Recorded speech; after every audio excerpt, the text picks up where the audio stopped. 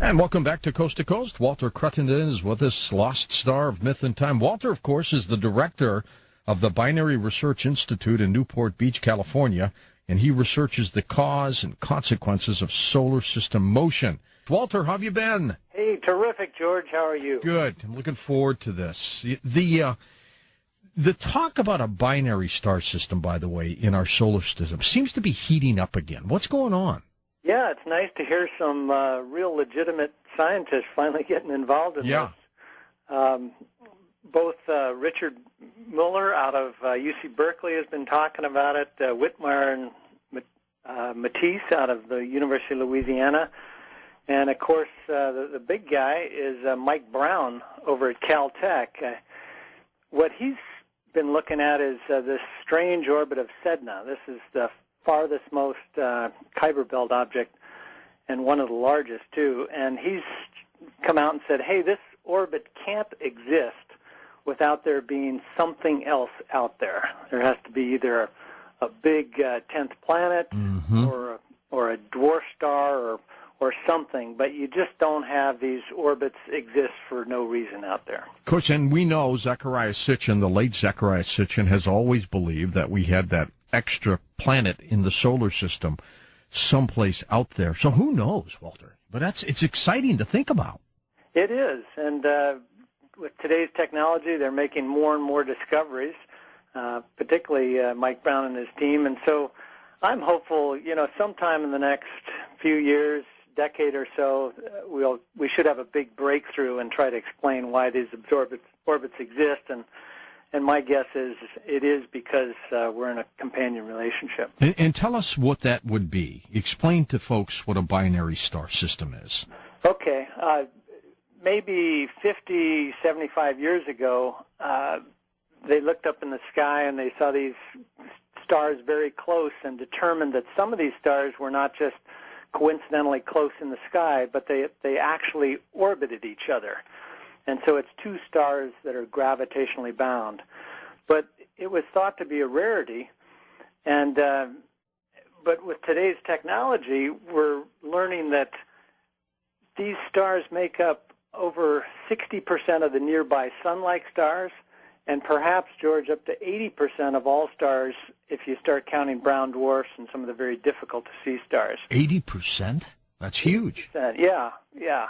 And so we think, that it might have something to do with the motion we call precession, why we see the stars sort of rise in the west and set in the east over very long periods of time, as opposed to the diurnal and annual motions.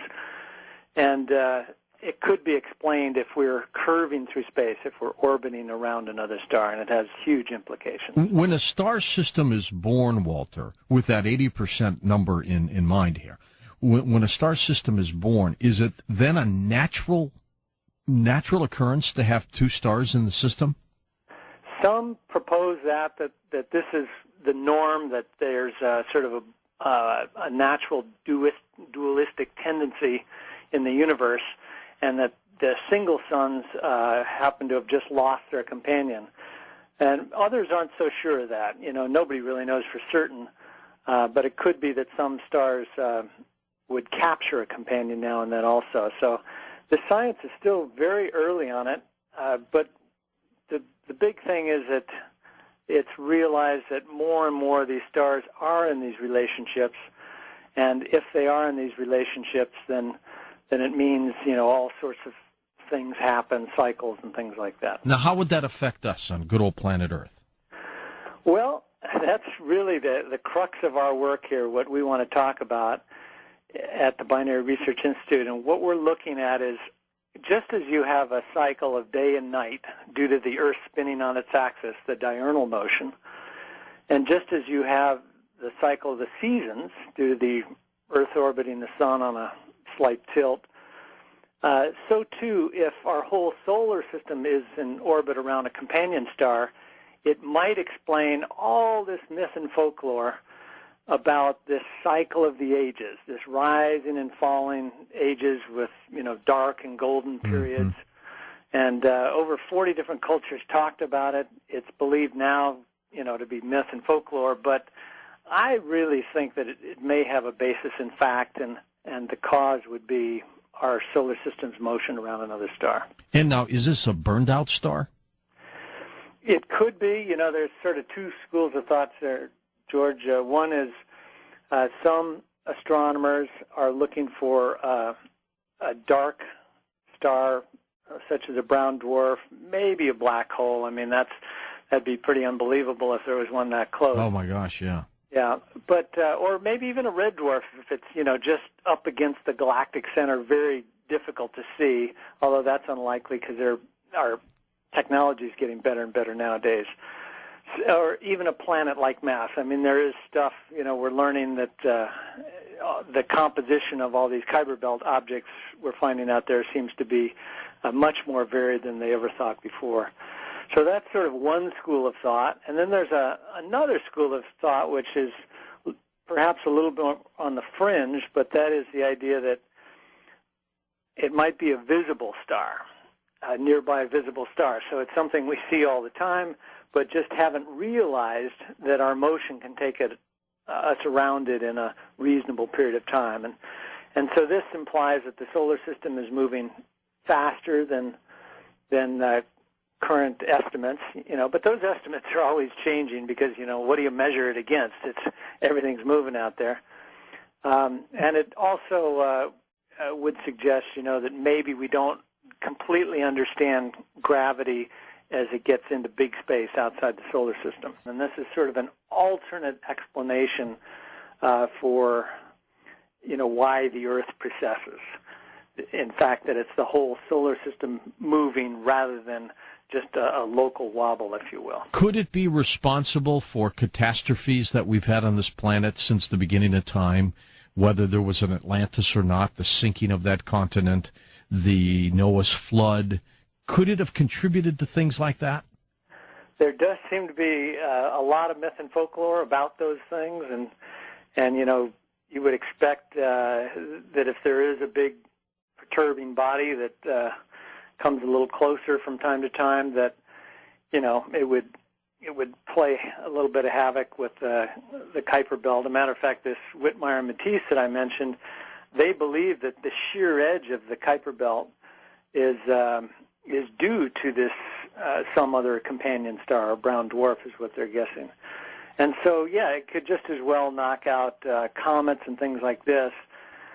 Certainly, if there's upwards of 100 billion comets as estimated in the Oort belt, or in the Oort cloud, then it's possible that it would knock something like that loose from time to time. The ancients, did they ever discuss the possibility of this? Yes, and there's some wonderful work in that field, particularly this book, Hamlet's Mill, written by Giorgio de Santillana. He's a former professor of the history of science at MIT, and his co-author, Hertha von Deschen. She's an equally learned scholar out of Frankfurt University. And they wrote this book, published in the late 60s. They've both since passed away, but in there they documented all this myth and folklore about this common belief that history rises and falls, that there was a long-lost golden age, and that we'd go down and go into a dark age and then would come out again. And most of these cultures tied this cycle to the motion of the stars. And it's something today we call the precession equinox, and they didn't always use that term. You know, they usually just said the movement of the heavens, something like that. But they would delineate it, and we knew they were talking about precession because they would say, you know, that the equinox or solstice or some celestial marker would be in such and such a constellation. You know, there's 12 constellations of the zodiac that surround the Earth roughly within 8 degrees of the ecliptic. And these are kind of used like markers, just like we use the numbers on a clock to tell where we are in the time of the day. Well, so too did these ancient cultures use these constellations, 12 constellations, to tell where we are in this cycle that Plato called the Great Year. And so, yeah, there's some beautiful myth and folklore. For example, Hesiod, the wonderful, the Greek poet. They call him a poet, but he considered himself a historian when he was talking about this long-lost golden age and how wonderful things were. And there's myths also in the Polynesian culture, Nordic cultures. There's just a wealth of information on this cycle. And so what we're trying to figure out is what causes it, how does it work, what are the observables, and we're just working on this 24/7. Of course, the big guy is Mike Brown over at Caltech. What he's been looking at is this strange orbit of Sedna. This is the farthest most Kuiper Belt object and one of the largest, too. And he's come out and said, hey, this orbit can't exist without there being something else out there. There has to be either And welcome back to Coast. Walter Cruttenden is with us, Lost Star of Myth and Time. Walter, of course, is the director of the Binary Research Institute in Newport Beach, California, and he researches the cause and consequences of solar system motion. Walter, how have you been? Hey, terrific, George. How are you? Good. I'm looking forward to this. With today's technology, they're making more and more discoveries, particularly Mike Brown and his team, and so I'm hopeful, sometime in the next few years, decade or so, we should have a big breakthrough and try to explain why these orbits exist. And my guess is it is because we're in a companion relationship. And tell us what that would be. The talk about a binary star system, by the way, in our solar system seems to be heating up again. What's going on? Yeah, it's nice to hear some real legitimate scientists finally getting involved in this. Both Richard Muller out of UC Berkeley has been talking about it, Whitmire and Matisse out of the University of Louisiana, and a big 10th planet or a dwarf star or something, but you just don't have these orbits exist for no reason out there. Coach, and we know Zecharia Sitchin, the late Zecharia Sitchin, has always believed that we had that extra planet in the solar system someplace out there. So who knows, Walter? But it's exciting to think about. It is, and